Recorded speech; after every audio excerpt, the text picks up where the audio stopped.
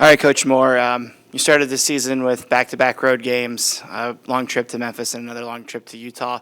You're finally back home. You get to play at Cintas Center. No capacity restrictions this year due to COVID. Just your thoughts on being able to play at home this week. We're so excited. It was tough just starting this season on the road, and what a grind that is when you get in at 5 a.m. and you leave the next morning at 6 a.m. But we talked as a group, no excuses, and we're excited. The group came in ready to be prepared to win a dogfight against Miami, and so we know we need our fans. We need Xavier Nation to come in, come out, support. I know Courtney Pranger's excited. I think most of the town of Minster will be in the house. So we can't say enough just about the opportunity to play at home and in front of our fans. And then you mentioned Courtney Pranger and the Minster connection, a couple of Miami connections, a couple different connections. You are a Northwest Ohio native. Courtney Pranger's from Northwest Ohio, a freshman for Miami of Ohio. Ivy Wolf is a kid from Minster who played with Courtney Pranger, and I think they won 2 or 3 state titles together at Minster. Just can you maybe talk about that relationship together? Normally, you see a lot of teams with kids that played AAU together in the summer, but these are 2 kids from a very small town, and the likelihood of both of them playing Division I basketball, it's kind of a small town, so kind of a unique story. Yeah, I think that's what's great about this game, right, is stories like this. And I know Courtney's excited. I'm sure Ivy's excited. I know Courtney's parents are excited. I know majority of the town of Minster is.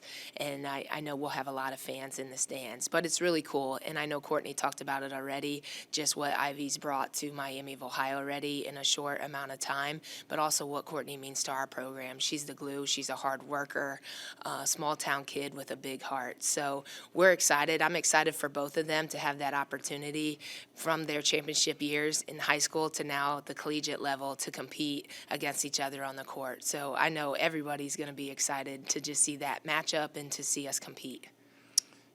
And then we had an opportunity to talk after the Memphis game, but not after the Utah game. Just you've probably had a chance to watch the film from both games now. And what were some takeaways from doing film breakdown for Memphis? Some positive things you saw from Memphis and Utah. Yeah, I think this group, we're still figuring out the chemistry on the court. With 7 new kids, you can tell at times they're still figuring each other out. When you have teams that are experienced, they just know where each other are. And you can tell we have a lot of freshmen and sophomores from a on-the-court experience standpoint. So they're going hard, and you can see it slowly starting to come together. And I think I saw that more in the second half, fourth quarter of the Utah game, where now they're understanding each other's strengths, each other's weaknesses, and they're really coming together. This group cares, and they love each other, they care for each other, and so it's only a matter of time that it's going to start clicking. It's just you're going through the growing pains of having a young team, and we've had some injuries, so it's just figuring that out, but the buy-in is there. This group came in, like I said, after a long week on the road. They came in yesterday ready to work and brought energy, brought positivity, and so I'm excited, and it feels so good to be home for sure.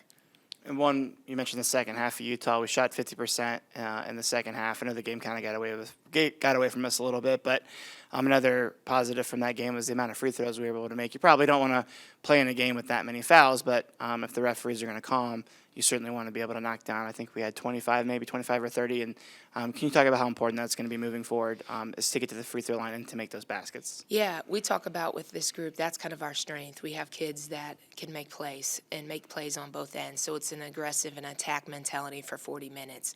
And I feel like our kids responded. I didn't feel we attacked as much at Memphis. And so for them in that short amount of time to take that mindset on to Utah on the road at a Pac-12 school and to get to the free throw line. So that's the key. We got to be attack mentality for 40 minutes, and it starts at the tip. And we're looking forward to just continuing that mindset as we progress in our season. And then last thing against Miami of Ohio, you mentioned Ivy, but breaking down the scouting report a little bit against Miami, they beat a team that we play on Sunday, Valpo, by about 25 points on the road, and then they had another road game at Illinois last night or the night before. Kept it pretty close to the Big Ten team, and then they're a third road game here at Xavier. Just what are some things we're going to need to do against Miami to get the win? Yeah, I think first and foremost, we got to play hard for 40 minutes. I think Miami's done an excellent job. They stay in those games because they never go away. They play so hard. They got a lot of blue-collar kids that fight from minute 1 to minute 40, and so we know we're going to have our hands full. So we have to match their intensity on the court and protect the X in our home court. We know we got to bring it, and we got to be us at the same time. We got to do what we do and do it consistently for 40 minutes. But we're looking forward to getting Miami here.